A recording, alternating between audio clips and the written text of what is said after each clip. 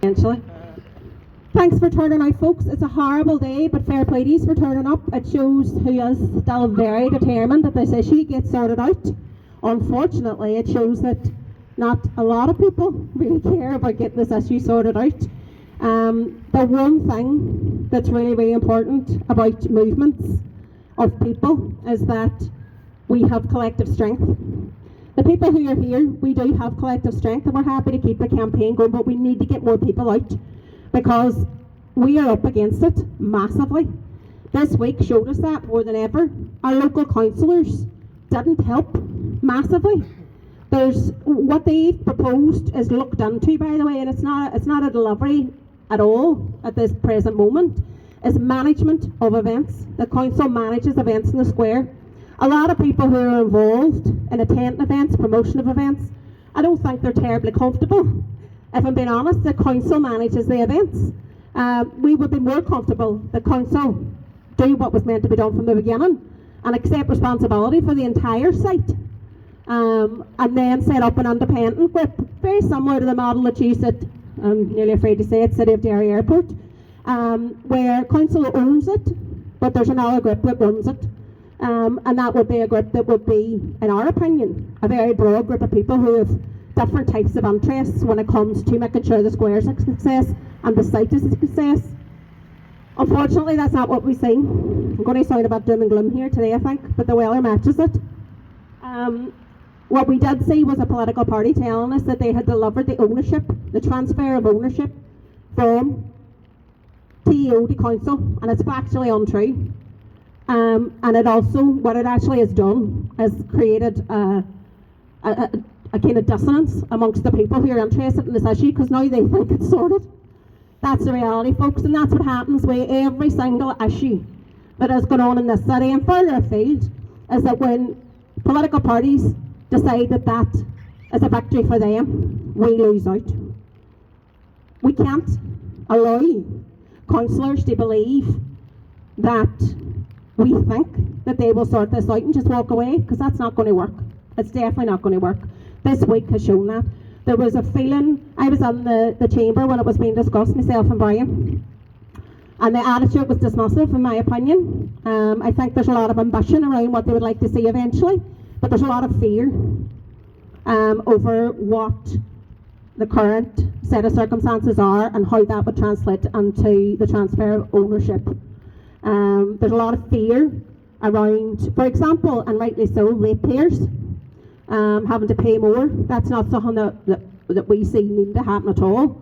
There's plenty of money up there for Belfast. We would like a wee cut to ensure that Ebrington becomes a world-class site for this city. And I don't think that that is an unreasonable suggestion. There are a few things that I wanted to say today that really need to be heard. So I've written them down because my brain fog doesn't allow me to work in any other way. What I wanted to say is this isn't a protest against the hotel. None of the protests that have happened thus far are protests against the hotel, and none of the protests that we'll have in the future are against the hotel. If that's what we were protesting about, would have been here protesting from the day it opened. This is a rally for reinstatement of events and for Ebrington to be run by local people for local people. We want to make it clear we've absolutely no issue with the people who are employed by the hotel. That was never our issue, even when we took umbrage with the owners. Local people working in the hotel should not be in fear of intimidation or harassment. The people in there, you have nothing to fear from us. All we want is events reinstated and Ebrington to be run successfully by local people for local people. The reason we gather here is because it's public space, it's our space, and it's the space that is at the heart of the issue. The reason we protest, because it's how we make ourselves heard. It's how we stand up and be counted, and it's because it's absolutely our right to do so. In a place with the history we have, the right to peaceful protest is extremely important. There was a motion before council this week. It wasn't a motion that any of us wanted to see. Council seeking to solely manage events. We want them to own the space and set up an independent group to manage it, because the reality is we don't even trust them to run it. There's an article today in the Beltair about Derry's Garrett Hargan who's been brilliant covering dairy-based issues. Department for Economy refusing to back a call made in the New Decade New Approach Agreement to increase university places in this city, which will completely turn us around in terms of opportunities, jobs and even nightlife. Why is this important? Because it indicates the attitude of civil servants in Belfast to anything coming to Derry. It's been evidentially proven and promised, and still they're refusing to do it. Which is why it's so important that we have to keep rallying, keep agitating, keep this issue alive and loud, because we're seriously up against it with TEO. Never forget, this issue could be solved in the morning by the simple stroke of a civil servant's pen. The threat of legal action is gone. The hotel have apologised. They say they have no veto. They don't oppose events. So the threat of legal action is gone as of this week. The TEO say they'll need to consult with the public and those on site in Ebrington. We encourage them to do that. But give us our events back in the meantime. That's not rocket science. There's nothing stopping them. And there will be nothing stopping us until it's done. Now we're going to do a wee bit of chanting. Who's square? Our square. Who's square? Our square. Who's square? Our square. Who's square? Our square. Who's square? Our square. Who's square? Our square. Who's square? Our square. Who's square? Our square. Thank you. Does anybody want to come up and say a few words? Everybody, do you want to just get out of here? Is that the feeling? Everybody looks browned off for this. Here, Sean Harkin from People Before Profit, local councillor, is indicated to speak. Thank you, Sinead. I agree with what Sinead said. And look, fair play to everybody that's joined these protests over the last 3 weeks, because at the end of the day, it's people power that shifts things. And it has fairly shifted the owners of this hotel in their whole series of reversals. And I don't think it would have happened without that. And that's the way everything works here. And I think what's happened at Ebrington is really a microcosm of the way that this state works. It's corruption, it's incompetence, it's small numbers of people, be they council officers, the owners of the hotel, and a few people up at Stormont deciding what happens, and there's no democracy. And public money is spent without a care in the middle of a cost of living crisis. 10 million handed out or more for the hotel itself without a social clause saying that workers would be paid a living wage in there. That's something we have to look at. Hundreds of thousands then handed out as compensation, where it seems there shouldn't have been now because there was no attempt to put a veto in place. So from the point of view of the council, I mean, Sinead reported on what happened. Look, we had a motion that said we demand People Before Profit had a motion demanding an urgent meeting of the council with the executive office to talk about the use, the management and the future of the square. We think it needs to come into some form of public ownership so that there can be democratic decision making based here at Derry. I don't think it could just be the council that makes those decisions. There's a lot of stakeholders that have to be able to be involved in shaping that. But what came out of the meeting the other night was an amendment to our proposal from Sinn Féin that said that the council would take on events management, which we're in favour of. But there's a lot of questions that need to be asked about if the council takes it on. I think Stormont would be more than happy to just give the council the keys for the Ebrington Square, because the events management is going to cost money to do it day in, day out, to work with promoters, to work with all the tenants here, to actually organise a way for stakeholders and the people of Derry to have a say about what goes on in the square. That's going to be a cost. And the rates went up last year, as everybody knows, by nearly 10%, and the council cut millions of its budget, which means our streets are dirtier, there's less recycling, and a lot of organisations didn't get funded. If the council was to take on full responsibility for the square, that means it takes on maintenance, which could run into the millions.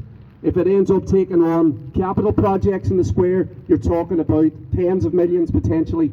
And I think Stormont would be more than happy to say, there you go, you figure it out, because that's how we're treated. It's how we've been treated at Radio Foyle, it's how we're treated at the university, it's how we're treated when it comes to jobs, it's how we're treated when it comes to the rail network, the list goes on. And unless we mobilise, and do this, as Sinead said, it's going to keep happening. So we are going to have to keep marching, we are going to have to keep protesting, and again, I commend everybody and thank people for coming out Saturday afternoon on a wet day to say that this isn't over.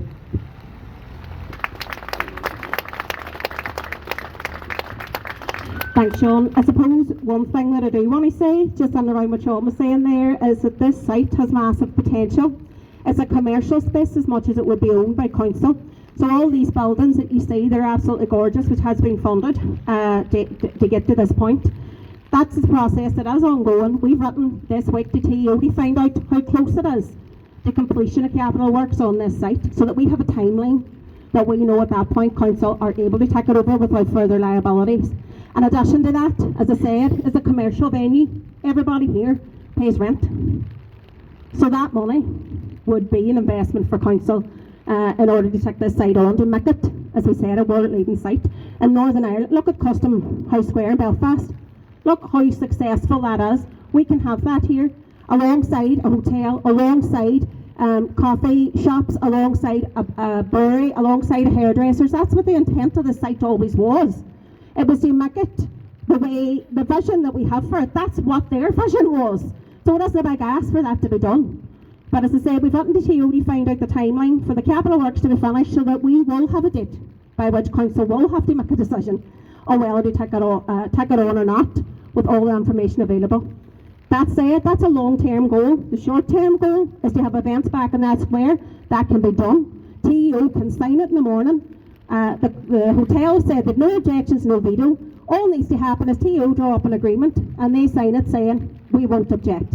A legal agreement. And we can have events back on that square in the morning. That is the absolute reality, folks.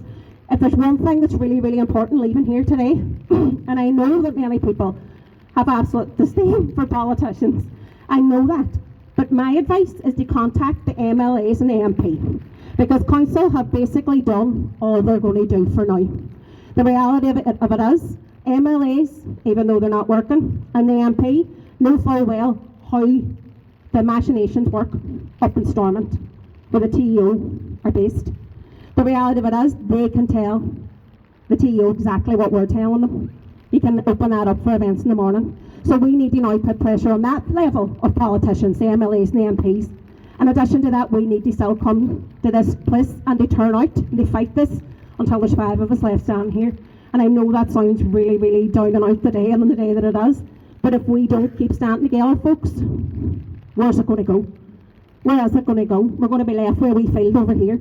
Maybe somebody might end up putting a wee helipad on it for the 4-star guests. Just saying.